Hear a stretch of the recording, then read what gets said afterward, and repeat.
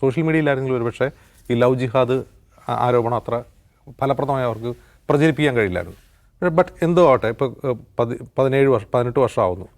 ഈ 18 വർഷത്തിനിടയിൽ ലവ് ജിഹാദ് എന്ന ഒരൊറ്റ ആശയം കൊണ്ട് BJP എന്ന പാർട്ടിക്ക് വലിയ ഗുണമുണ്ടായിട്ടുണ്ട്. RSSന് അവർ ആഗ്രഹിക്കുന്ന പ്രൊജക്റ്റ് നടപ്പാക്കാൻ കഴിഞ്ഞിട്ടുണ്ട്. നമ്മൾ മനസ്സിലാക്കേണ്ട കാര്യം ഇതിൻ്റെ ഉപജ്ഞാതാവ് ഒരു മലയാളിയാണെന്നുള്ളതാണ്. ഇതിൻ്റെ ഉപജ്ഞാതാവ് പ്രതീഷ് വിശ്വനാഥൻ എന്ന് പറയപ്പെടുന്ന നമ്മൾ സാമൂഹ്യ മാധ്യമങ്ങളിൽ കാണുന്ന ഒരാളാണ്. പക്ഷേ അയാൾ പ്രത്യക്ഷത്തിൽ സംഘപരിവാർ സംഘടനയായിട്ട് ബന്ധമൊന്നുമില്ല. പക്ഷേ RSSൻ്റെ പ്രധാനപ്പെട്ട യോഗത്തിൽ ഈ നിർദ്ദേശം വയ്ക്കുകയും കേരളത്തിലെ RSS നേതൃത്വം പോലും ആ നിർദ്ദേശത്തെ എതിർത്തിരുന്നു. അങ്ങനെ ചെയ്യേണ്ടതില്ല, നമുക്കല്ലാതെ തന്നെ ആളുകൾക്ക് വിശ്വസിക്കാവുന്ന കാര്യങ്ങൾ പറഞ്ഞാൽ മതി, നമ്മുടെ ലക്ഷ്യത്തിന് വേണ്ടി വിശ്വസിക്കാവുന്ന ഒരുപാട് കാര്യങ്ങളുണ്ടല്ലോ, അത് പറഞ്ഞാൽ മതി. തീർത്തും എന്താണ് പറയുക, ഒരു ഫിക്ഷണലായിട്ടുള്ളൊരു കാര്യം എന്തിനു കൊണ്ടുവരുന്നു പറഞ്ഞാൽ എതിർത്ത ആളുകളുണ്ട് RSSൽ തന്നെ. പക്ഷേ ഒരു വിഭാഗം അതിനുവേണ്ടി ശക്തമായി നിൽക്കുകയും ഈ ഐഡിയ ഏറ്റെടുക്കുകയും അത് BJPക്ക് വലിയ നേട്ടം ഉണ്ടാക്കി കൊടുക്കുകയും RSSന് അവരുടെ അജണ്ട നടപ്പാക്കാൻ സാധിക്കുകയും ചെയ്തിട്ടുണ്ട്. PC ജോർജ് NDAയിലാണ് ഇപ്പോൾ ഉള്ളത്, BJP നേതാവാണ് ഇപ്പോൾ അദ്ദേഹം. ഇന്ന് ഒരു ഗുജറാത്ത് പത്രത്തിൽ, ഗുജറാത്ത് സമാചാറിൽ PC ജോർജിൻ്റെ പ്രസംഗം വാർത്തയായി വന്ന് നമ്മൾ കണ്ടു.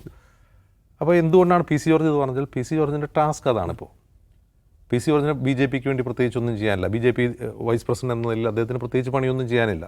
അദ്ദേഹത്തിന് ചെയ്യാൻ പറ്റുന്ന ഏറ്റവും നല്ല പണി ഇപ്പോൾ ഇതിങ്ങനെ പറഞ്ഞുകൊണ്ടിരിക്കുക എന്നുള്ളതാണ്. അത് പറഞ്ഞുകൊണ്ടിരിക്കുക എന്ന് പറഞ്ഞാൽ ഇനി വരാൻ പോകുന്ന തദ്ദേശ തെരഞ്ഞെടുപ്പാണ്. ആ തദ്ദേശ തെരഞ്ഞെടുപ്പിൽ അതിൻ്റെ ലക്ഷ്യങ്ങളുണ്ട്, വരാൻ പോകുന്ന അസംബ്ലി തെരഞ്ഞെടുപ്പിൽ ലക്ഷ്യങ്ങളുണ്ട്. അപ്പോൾ കേസ് വരില്ലേ, ഇത് അറസ്റ്റ് ചെയ്യില്ലേ? ഇല്ല എന്നാണ് അതിന് ഉത്തരം. ഇപ്പോൾ ഇതിനു മുമ്പ് അദ്ദേഹം വിദ്വേഷ പ്രസംഗം നടത്തിയപ്പോൾ തൊട്ടു മുമ്പ് സുപ്രീം കോടതിയുടെ ഡയറക്റ്റീവ് ഇത് സുവോമോട്ടോ കേസായിട്ട് എടുക്കണം പോലീസ്. സ്വമേധയാ കേസെടുത്ത് നിയമ നടപടി തുടരണം, മുന്നോട്ട് പോകണമെന്നാണ്. നമ്മുടെ പോലീസ് സുവോമോട്ടോ കേസ് എടുത്തില്ല. പരാതി കിട്ടിയ 6-ാം ദിവസം മറ്റാണ് അദ്ദേഹത്തിനെതിരെ കേസെടുക്കുന്നത്. കേസെടുത്ത് കഴിഞ്ഞിട്ട് അദ്ദേഹത്തിന് ഹൈക്കോടതി വരെ മുൻകൂർ ജാമ്യം പോകാനുള്ള സമയം, ദീർഘസമയം, 1 മാസത്തോളം സമയം അനുവദിച്ചു. അറസ്റ്റ് ചെയ്യാൻ വേണ്ടി അദ്ദേഹത്തിൻ്റെ വീട്ടിൽ ചെന്നപ്പോൾ പോലീസിനെ മണ്ടന്മാരാക്കിയതല്ല, പോലീസുമായിട്ടുള്ള ഒത്തുകളിയാണെന്ന് എല്ലാവർക്കും അറിയാം. അദ്ദേഹം നേരെ കോടതിയിൽ പോയി ഹാജരായി. കോടതി അദ്ദേഹത്തെ റിമാൻഡ് ചെയ്തിട്ട് ആ റിമാൻഡ് സമയത്ത് ജയിലിൽ പോകാതെ അദ്ദേഹത്തിന് നെഞ്ചുവേദന വന്ന് ആശുപത്രിയിൽ കിടന്നുകൊണ്ട് തന്നെ അദ്ദേഹം ജാമ്യാപേക്ഷ കൊടുത്ത് ജാമ്യത്തിൽ ഇറങ്ങുകയാണ് ചെയ്തത്. ജാമ്യം കിട്ടി തന്നെ ഹോസ്പിറ്റലിൽ നിന്ന് ഇറങ്ങി. ആ ഹോസ്പിറ്റലിൽ ഇറങ്ങി അത്രയും അസുഖബാധിതനായ ആശുപത്രിയിൽ അയാൾ ഉടനെ പോയി അടുത്ത വിദ്വേഷ പ്രസംഗം നടത്തുകയാണ്. അപ്പോൾ ഇത് ഭരണകൂടത്തിൻ്റെ മൗനാനുവാദത്തോടെ നടക്കുന്ന ഒരു കാര്യം തന്നെയാണ്. അപ്പോൾ ഇവിടെ ഭരണകൂടം ആരാണ്? ഇവിടെ പിണറായി വിജയൻ സർക്കാരാണ്. പിണറായി വിജയൻ സർക്കാർ ഇത്തരത്തിലുള്ള ഹേറ്റ് ക്രൈംസിനെതിരെ ഈ കാലങ്ങളിൽ കഴിഞ്ഞ 8-9 വർഷം എന്താണ് ചെയ്തതെന്ന് നമുക്ക് നന്നായിട്ട് അറിയാം. അതിന് ആ സർക്കാരിന്, പിണറായിയുടെ സർക്കാരിനും അതുകൊണ്ട് ഇല്ലാതിരിക്കാം.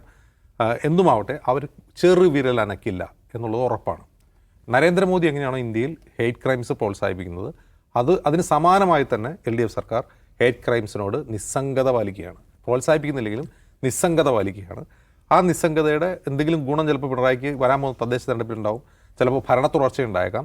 പക്ഷെ ആ ഭരണ തുടർച്ചയൊന്നും കാലം, ഇനി പിണറായി എല്ലാ കാലത്തും ജീവിച്ചിരിക്കില്ലല്ലോ, എല്ലാ കാലത്തും പിണറായി വിജയൻ സർക്കാർ ഉണ്ടാവില്ലല്ലോ.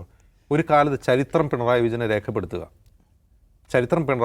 രേഖപ്പെടുത്തുക വെറുപ്പ് വിതച്ച അധികാരം നിലനിർത്തിയ ആൾ എന്ന നിലയിലായിരിക്കും. ഇനിയിപ്പോൾ ഒരു 3-ാം പിണറായി വിജയൻ സർക്കാരിന് വേണ്ടിയാണ് ഇത് ചെയ്യുന്നത് എങ്കിൽ ചരിത്രം പിണറായി വിജയനെ രേഖപ്പെടുത്തുക വെറുപ്പ് വിതച്ച് അധികാരം നിലനിർത്തിയ ആൾ എന്നായിരിക്കും.